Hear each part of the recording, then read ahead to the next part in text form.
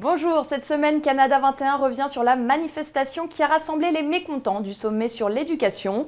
Reportage également sur ces Français qui souhaitent entreprendre au Canada. Retour sur le recours de Pierre Syrigue suite aux élections législatives en Amérique du Nord.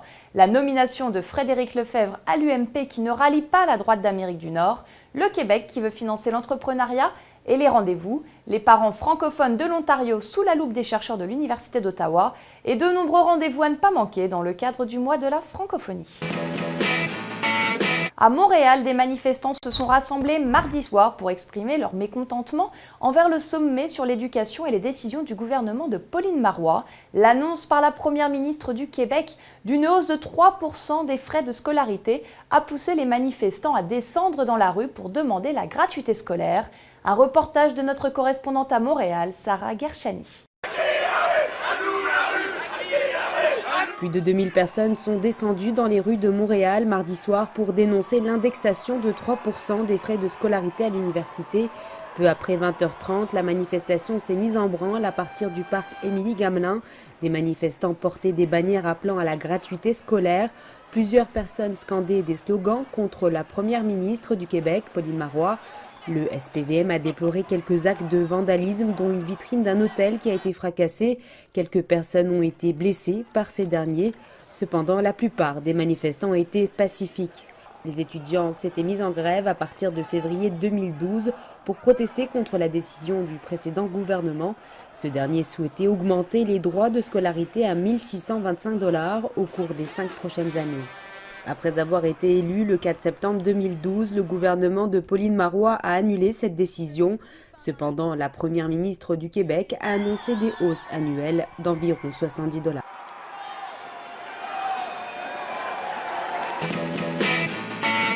Plus de 2500 Français arrivent au Canada chaque année, pour certains avec la volonté de créer une entreprise. Ces nouveaux arrivants n'ont pas forcément la bonne approche. Le Cercle des entrepreneurs et réseauteurs français, le CERF, qui regroupe pas moins de 80 membres, s'est donc donné pour mission de les accompagner. Un reportage de Sarah Gershani.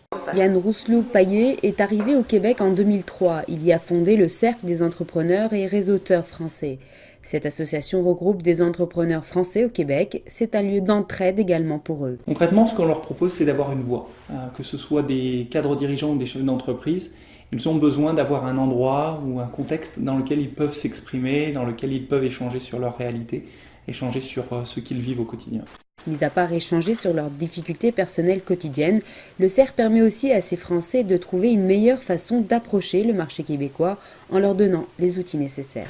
Les entretiens d'embauche sont souvent en défaveur des Français qui viennent s'installer ici parce qu'on ne sait pas toujours quelles sont les choses à dire et à ne pas dire lors d'un entretien d'embauche. Donc souvent, ce qu'on recommande en tant que chef d'entreprise aux Français qui arrivent, c'est donner l'heure juste sur ce que vous valez. D'une part, c'est une population qui est bien formée et donc elle est très appréciée pour ça au Québec. Mais en plus de ça, on peut remarquer que souvent les Français sont appréciés dans des domaines bien spécifiques. En communication, bien évidemment. Ils sont aussi appréciés dans les métiers de la création du jeu vidéo, du design. C'est des métiers dans lesquels on les apprécie. Aussi dans l'informatique, ils sont très appréciés. Le Cercle des entrepreneurs et réseauteurs français au Canada est un club privé. Pour y adhérer, il faut être coopté et avoir physiquement assisté à l'une des rencontres.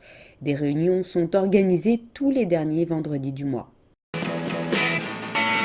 Le 18 juin dernier, au lendemain de la première élection législative qui avait donné la victoire à Corinne Narassiguin en Amérique du Nord, Pierre Syrigue, un avocat français vivant à New York, demandait au Conseil constitutionnel de prononcer l'annulation des résultats du scrutin, en cause selon lui des dysfonctionnements liés à la conduite des opérations électorales, notamment sur Internet et par correspondance. Si l'annulation a été prononcée à cause de l'ouverture d'un compte à l'étranger pour l'ancienne candidate PS, il regrette aujourd'hui que ces arguments n'aient pas été étudiés, notamment en prévision des prochaines élections pour les Français de l'étranger. Retrouvez ces explications complètes au micro d'Anaïs Digonnet dans la rubrique WhatsApp. Nouvelles querelles internes à l'UMP après l'investiture officielle de Frédéric Lefebvre comme candidat aux législatives partielles. Selon un article du French Morning paru lundi, Guy Wildenstein, responsable pendant de longues années de la délégation UMP pour la côte est des États-Unis, ne soutient pas la candidature de l'ancienne secrétaire d'État chargée du commerce. Déjà, Damien Régnard, élu AFE dans la circonscription de Houston et président de l'Union des Français de l'étranger de Louisiane, s'est déclaré hier comme candidat dissident de la droite dans les colonnes de France-Amérique, en plus de Gérard Michon.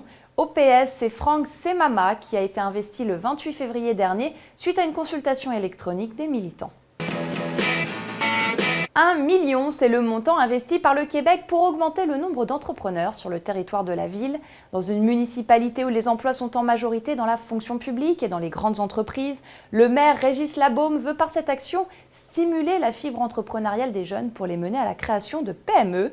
La première mesure consistera à offrir 10 bourses d'études de 25 000 $ canadiens visant à favoriser l'inscription des jeunes entrepreneurs au programme Élite de l'école d'entrepreneurship de Beauce.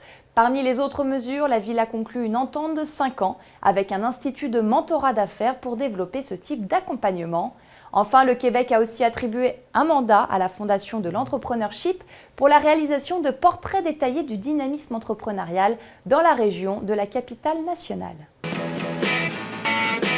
Les parents francophones de l'Ontario vivent-ils une expérience différente de ceux de la majorité anglophone? Voilà une des nombreuses questions à laquelle des chercheurs de l'Université d'Ottawa tentent de répondre.